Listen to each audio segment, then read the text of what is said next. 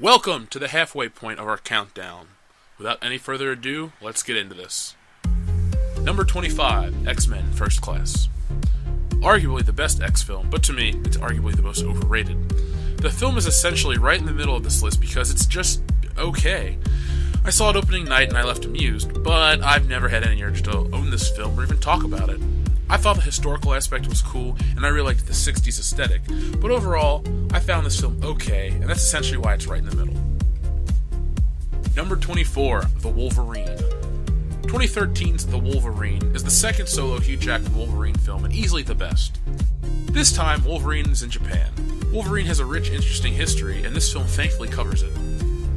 It's not perfect, the film really grinds to a halt at the halfway point, but it ends strong.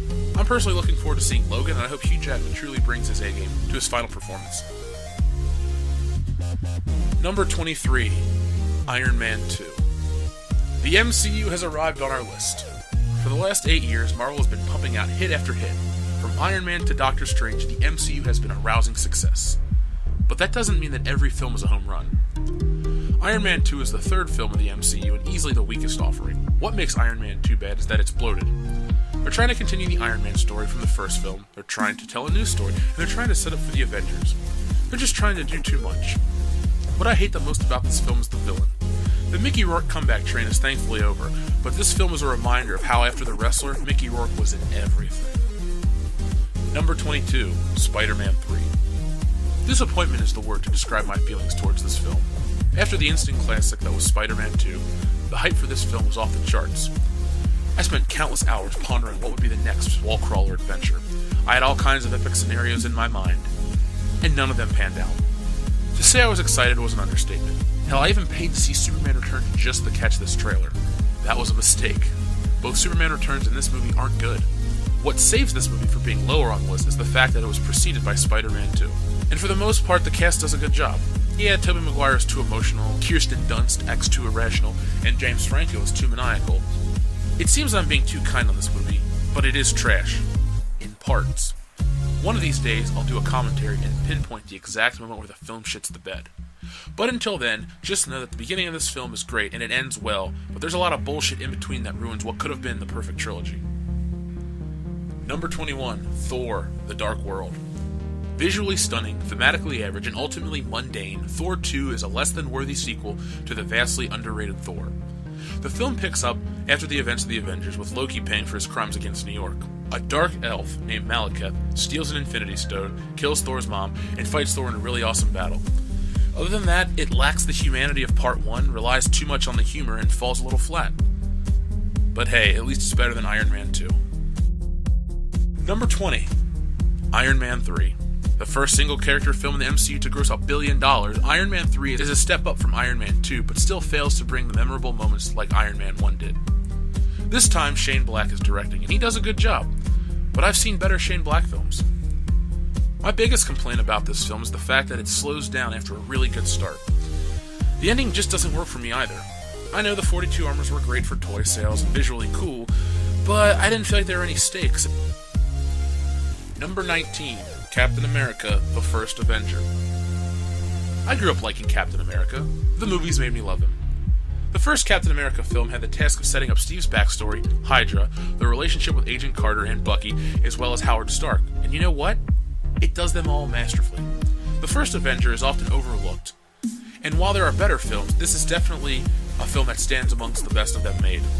Directed by Joe Johnston of Rocketeer fame, as well as the man who designed Boba Fett and numerous other Star Wars vehicles, this film has all the epic adventure you'd expect from a Captain America film, but it does one unforgivable thing.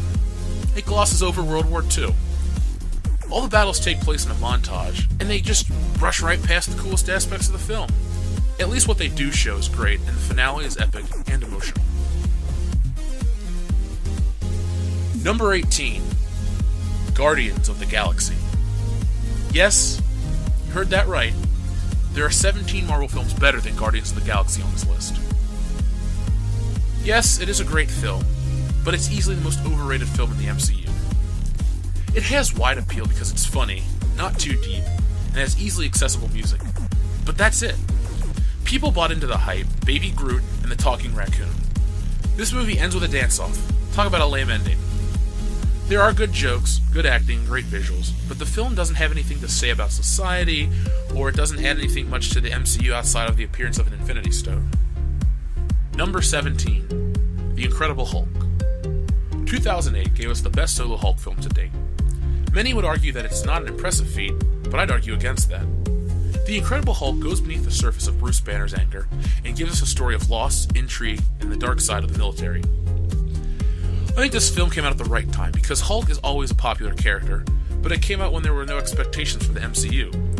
Iron Man had only been out for 2 months when The Incredible Hulk debuted, and the media was solely focused on the hype of The Dark Knight.